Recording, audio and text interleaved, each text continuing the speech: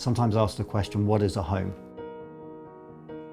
From an early age, I would say probably about 10, all I wanted was to get away from everything and rather live on the road and have no responsibilities, no possessions, and just live free. My heart's not quite in this race, I want it all to be slow. My dad was 42, my mum was 21 when they got married, from two completely different cultures, and they met on holiday. Within a very short time, the marriage had collapsed and they continued living in the same house, separate bedrooms, constant acrimony and bitterness and horribleness, which carried on until my teens. So they decided it'd be good to stay together for the sake of the kids, but my sister and I thought actually they should get divorced, but they didn't. I started kind of messing around. I got suspended for selling goods at school, stealing from my parents, stealing from anyone. And then when I hit about 19, one particular day I got caught shoplifting again, and the shopkeepers were going to contact my parents. I thought, okay, I'm just going to get away. I decided I was going to start hitchhiking to London and live on the streets there. Got a lift to London, wandered around, had no idea where I was going, and thought this isn't going to work. So managed to hitchhike back home to Buxted in mid-Sussex. Thought I'm going to pick up some things, pick up a bag, some bits and bobs, and then get down to Brighton. Of course, I'd been reported missing to the police the day before. While I was in the house picking up some things, the police came round again to ask my parents some more questions, who weren't there. So I got a junior criminal record. Everything seemed quite pointless, really. And I fell in love with this girl called Sue. Within 3 days, we concocted this plan to escape to America. And our plan was to travel around America, stay for a few years.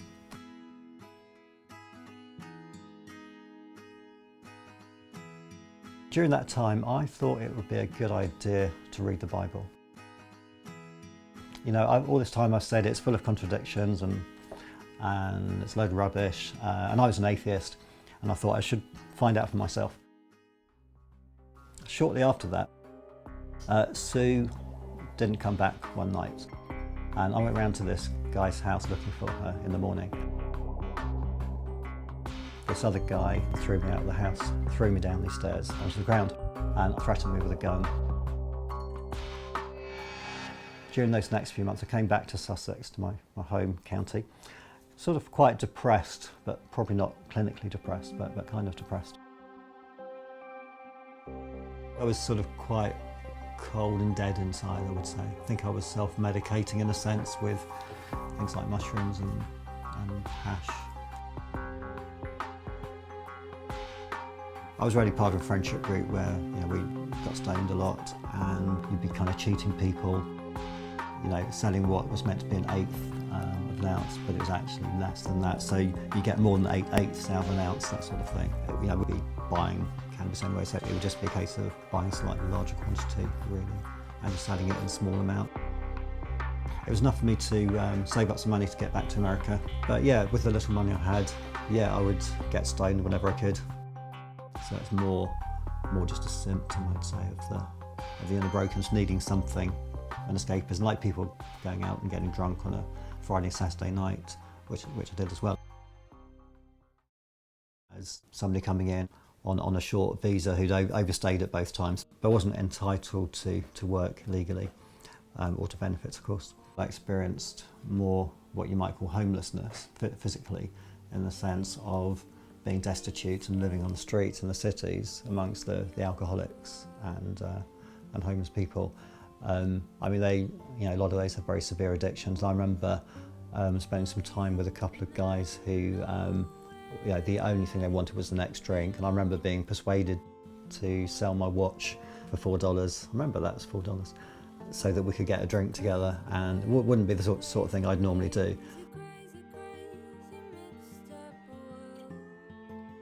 One of the things that happened during that time was my rucksack, sleeping bag, passport, everything I had was stolen. But actually, I've been beginning to believe in God. As I'd already experienced, that there were so many coincidences, in inverted commas, that things turned up at just the right time. It seemed like every time I needed money or needed a meal, someone would offer it at just the right time. previous to that, I'd been able to donate plasma at these clinics. Having ID, having a passport, I could do that, and you get $5 or $10 a time. So I found myself living on the streets in the cities where the free food was, where the missions, the soup kitchens are, and going to the missions and staying in these very run-down kind of hostels. There are some strong bonds. People, they'll stick up for each other like their own family. So if somebody does something against your friend, then they'll look out for each other. Sometimes that's in a violent kind of way, but there's that close-knit community. What I discovered was it's kind of family, I suppose. In the long term, that experience never left me and still doesn't leave me. So when I later came back to England and started my nurse training in Eastbourne, I started to get involved in volunteering for a local homelessness project.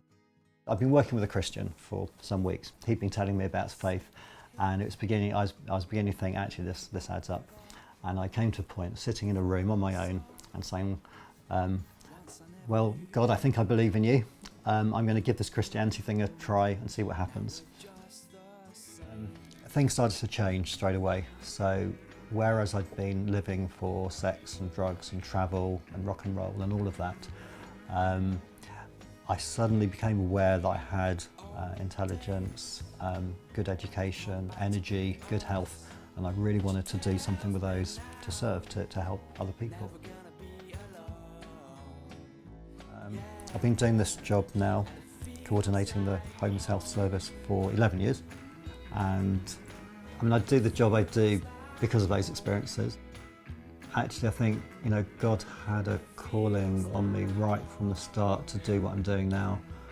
Although I could blame my parents and all sorts of things for being as messed up as I was as a teenager and a young adult, it was all kind of part of the plan. It's just all the negative things that happened were so that I could be the person I am today. And I guess lots of us can relate to that, whether you believe in God or fate or the universe or whatever. I think lots of people relate to that those experiences happen for a reason, that we need God's love in our lives, and that actually the kind of things that people pursue in drugs and alcohol, they're kind of symptoms of a dysfunctionality and a brokenness which God can heal. And I'm not 100% healed, but I'm well on the way. I was able to settle down to do my nurse training, get married, have a stable, faithful marriage. We've been married for 18 years now. Have a physical home, very nice. It's been very much a homecoming, and I'm still coming home.